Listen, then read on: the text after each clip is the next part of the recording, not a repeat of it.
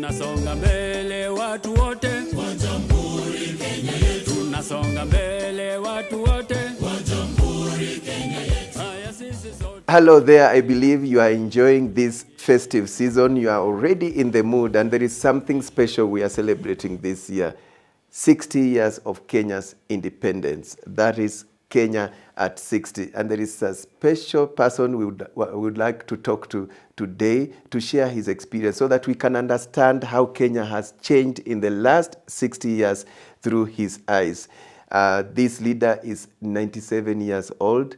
This was Kenya's first ambassador to the US and UN. At that time, the founding father of Kenya, the late Mzee Jomo Kenyatta, appointed 6 diplomats to 6 regions in the world. He happened to have been among them, and the rest have passed on. He's still here with us. I'm talking about Mzee Burudi Nabwera from Western Kenya. Karibu Mzee.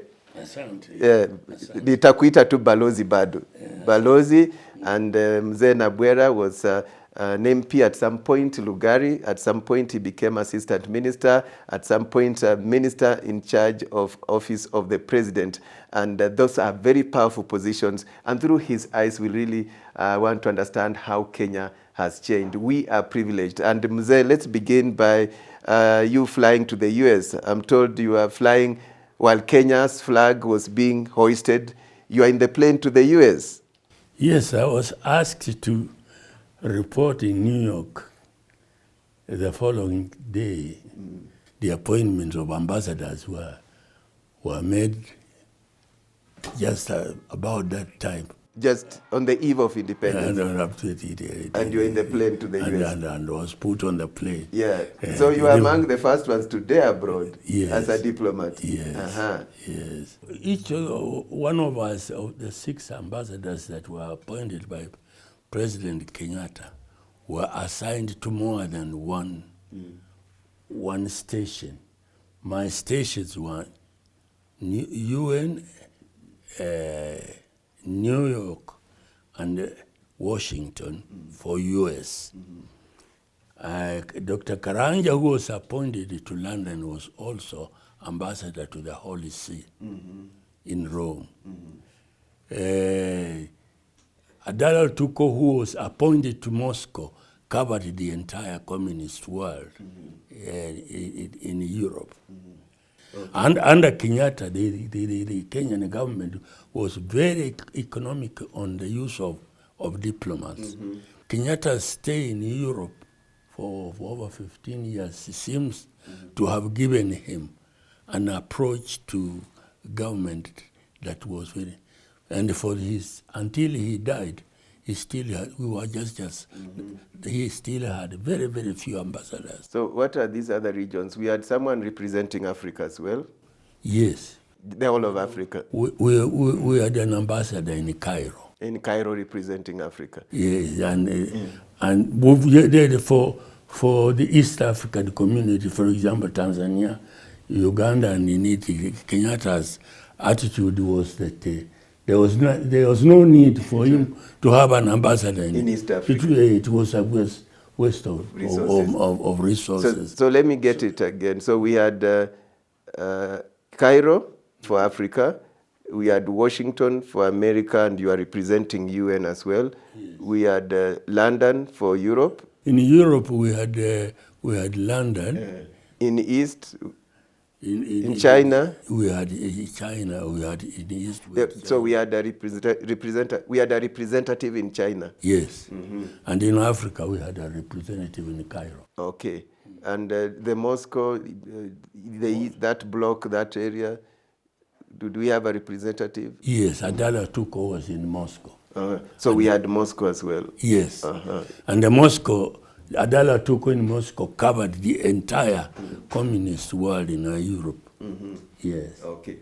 So as we speak, then let's just give you a glimpse of who were the 6 in graphics, and you may want to see their faces. So that's the pictures and names scrolling there. The 6 diplomats who represented Kenya as soon as Kenya attained independence, and only one of them is still with us, and that is Ambassador Burudi Nabwera. So back to you, Balozi. What were the diplomatic issues at independence? At independence, the major problems was the division of the world into two politically. One, the East, led by the Soviet Union then, was very, very powerful. And the West were led by the United States of America.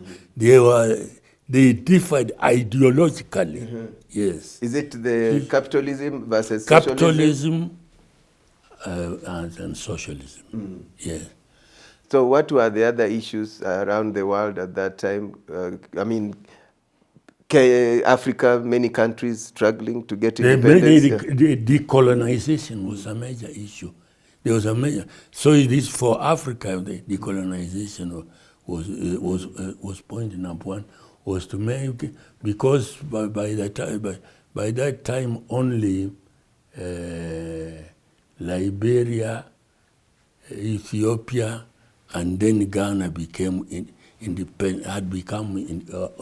Became independent in 1957. Yeah. So the struggle in Africa, the major struggle in Africa was decolonization. Decolonization. Yes. And was AU formed already at that time? Did we have a representative at AU? No, they formed the African Unity in the countries that were independent. By the time Kenya was getting independence, was AU there? Yes. And Mzee Nabwera, so 60 years on, what do you see as the key diplomatic issues around the world? In a way, we still have the struggle between the East and the West. It's true. And you see, even in terms of economic support, you find there is China versus the West. Well, of course, what has happened, by the time we became independent, China was still struggling. They had Mao Zedong had just won the war against the then government in 1949. So the China was just, and now China is a very powerful force. Maybe after America is the next most strong. So the world has changed.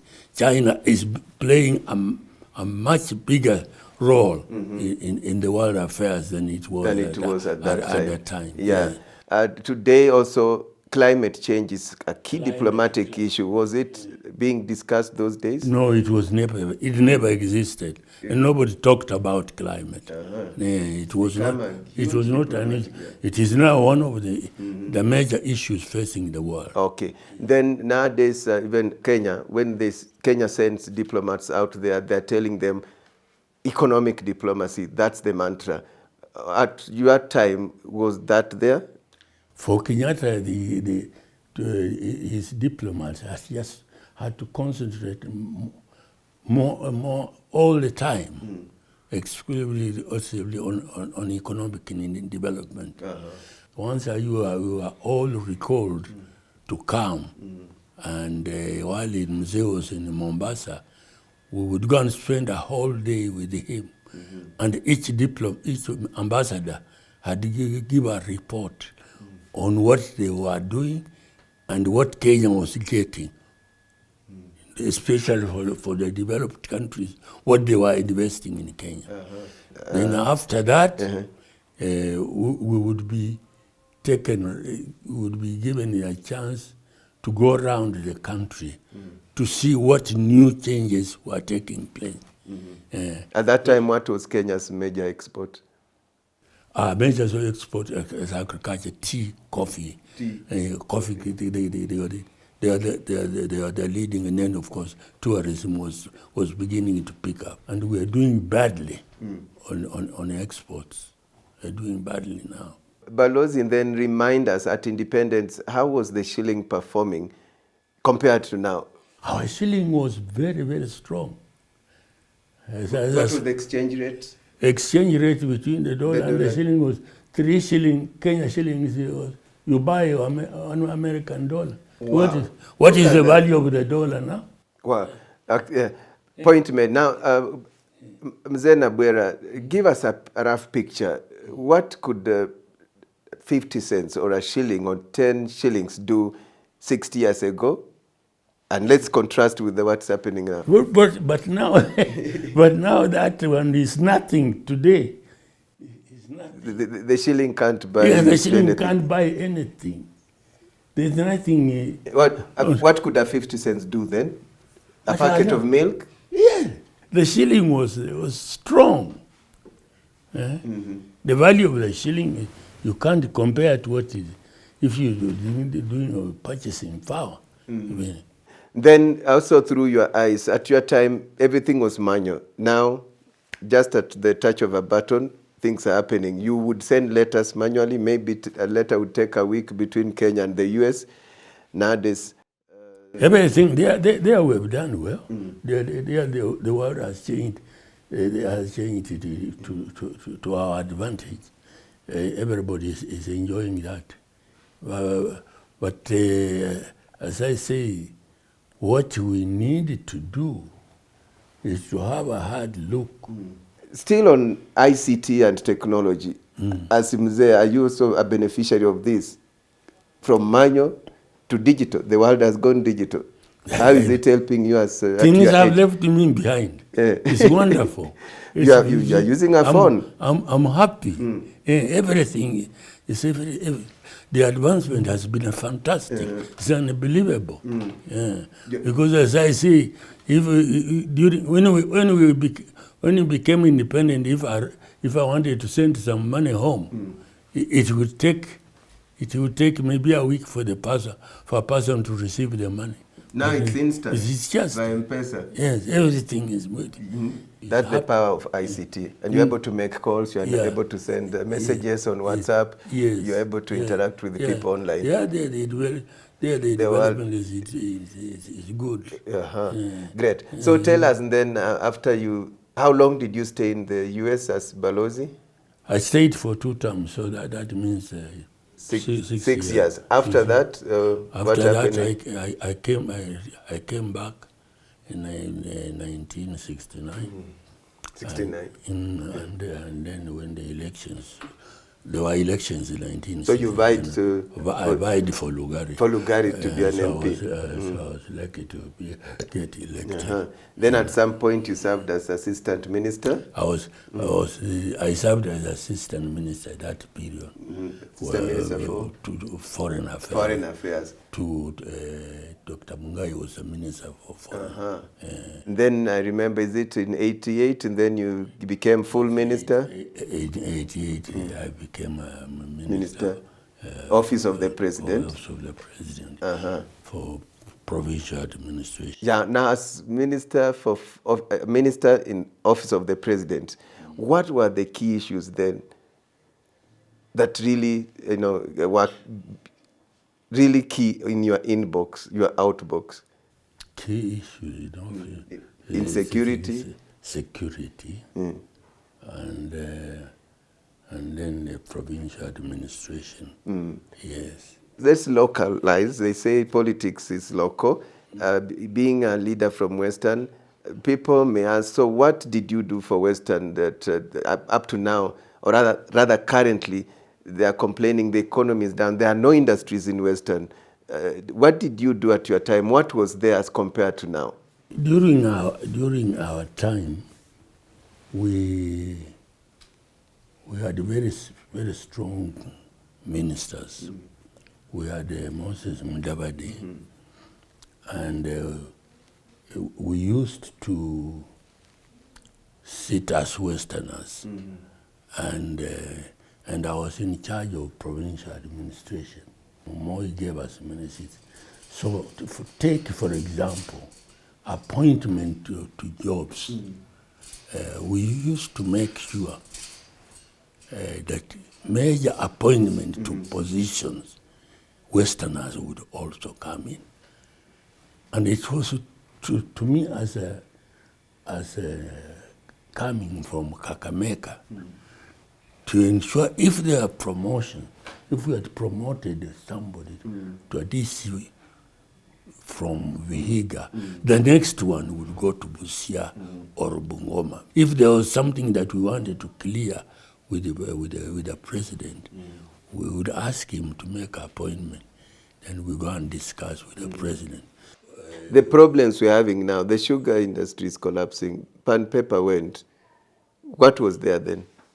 These three industries came under Kenyatta when we had a very strong team, not of ministers, but backbenchers and ministers working together.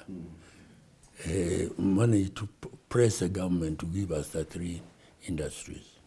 So these were the fruits of the early days of independence that Yes. Western Kenya got from Mumias sugar, pan paper, and which other one?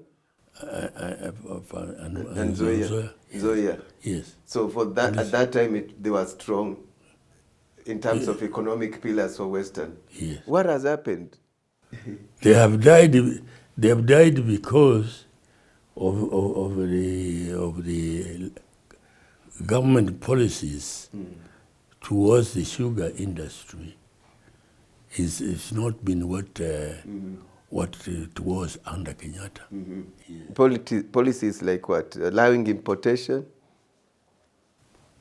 The general policy towards agriculture. General policy Towards agriculture, and it's not just us. If you go to Central, they'll tell you that their coffee, their tea, everything, they are gone. They're gone. So, Mzee, and how do you compare the parliament then and parliament today? I think parliament during our time was more principled. Yeah. And today? Parliament today is... Your body language tells it. Yes. It's what? Yes. They don't have principles? They don't seem to have a stand. Yeah. For civil servants then, there was this thing called servant leadership and values to serve the nation. What's your comment on civil servants today in terms of those values? You see, again, it's gone haywire. It's gone haywire? Yeah, because we should develop, and maybe it's not the fault of the individuals involved. Maybe it's the fault of the government. We should not try to mix politicians with the civil servants. There should be a line of civil servants that sustain the government with their own rules and needs. But politicians should be different. Or you should not make a member of a candidate who has failed in an election a permanent secretary. He can't fit in. That was not the case in the Moi administration? No. We borrowed the British system, and the British system is very clear. You can be without a political government, but the government will still be going on. Who are some of the leaders who served in the Moi government that we are still with us, we could celebrate? I think Nathan Munoko was Minister for Works, Philip Masinde. Philip Masinde. Well done. So we've really captured quite a lot. How Kenya has changed in the last 60 years through your eyes. And just to tell viewers that there is so much you can read about Mzee Burudi Nabwera in his book titled How It Happened. In that book, you can really get to understand quite a bit about how Kenya has changed in the last 60 years. Get a copy of that book. And as we wind up, Mzee, maybe on camera you can give a message to Kenyans. What do you want to tell Kenyans as we celebrate 60 years? I would like to tell my countrymen that as we celebrate our 60 years, we still be very proud of the fact that we became independent. And the major problems facing us now, I want the leaders of Kenya to have these problems discussed by as many groups as possible, so that when the government takes a position, it's taking a position that the majority of our people would support. Wow. And I would like to appeal to our president.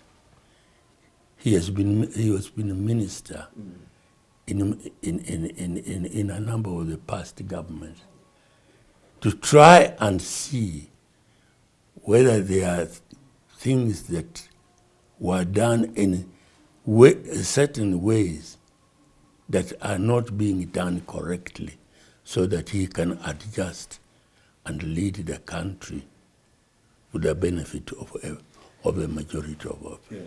Very powerful message there, and I think, Mzee, you've really been courteous to share quite a lot with us. And I think we wind up there and we say we celebrate you, and it would be nice to acknowledge the fact that as we celebrate Kenya at 60, you are 97, and I don't know what your secret is. Sijui unakula nini na sisi tukule. Kula tumboga ile ya Waluya ile unakula sema.